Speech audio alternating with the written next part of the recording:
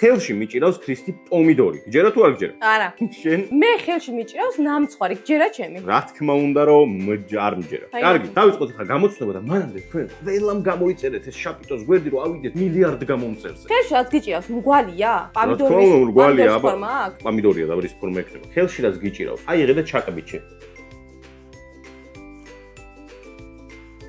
ეს რაღაცა ფეიქი იყო, ქრისტინე. ჩაკბიჩა გავდა ჩაკბიჩა. არა, რა იყო? გადავყლაპე. ვარა, უცნაური. ხელში პომიდორი რო გიჭირავს, აბა დააგდე. არ დაიზილოს რა. არა უშავს.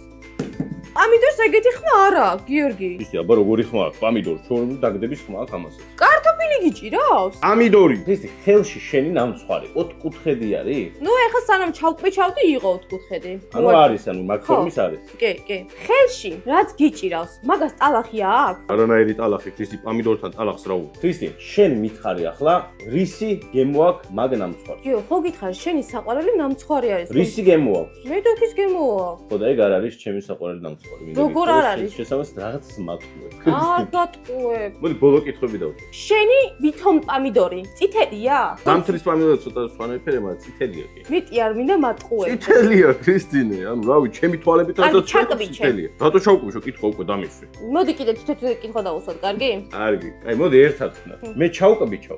და შენ კიდე შეიზილე ნამცხვარი. კარგი. 1 2 3.